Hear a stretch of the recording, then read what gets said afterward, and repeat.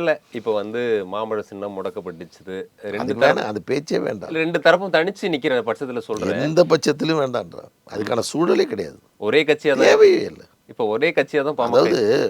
அதாவது பாட்டாளி மக்கள் கட்சி இன்றைக்கு அதனுடைய அதிகாரப்பூர்வமான தலைவர் மருத்துவர் அன்புமணி ராமதாஸ் அவர்கள் தேர்தல் ஆணையத்துடைய அங்கீகாரத்தை பெற்றவர்.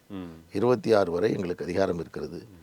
வரக்கூடிய தேர்தலுக்கு கூட எங்களுக்கு மாம்பழம் சின்னம் இதற்கு முன்பாகவே ஒதுக்கப்பட்டு விட்டது. அதுவும் அவர்களுக்கு தெரியும். ஓகே, பீகாரில் நடக்கிற தேர்தலை கையை காட்டி வாங்கிட்டு வந்துட்டாங்க என்று எல்லாம் சொல்லுகிறார்கள். இது சட்டத்தில் இருக்கக்கூடிய விதிகளை பயன்படுத்தி நாம் அந்த விஷயங்களை செய்கிறோம். பீகார் கொடுத்தாங்க, அடுத்தது வந்து புதுச்சேரிக்கும் தமிழ்நாட்டிற்கும் சேர்த்து எங்களுக்கான அந்த மாம்பழம் சின்னம் என்பது ஒதுக்கப்பட்டிருக்கிறது என்பது அவர்களுக்கு தெரிந்த ஒரு விஷயம்.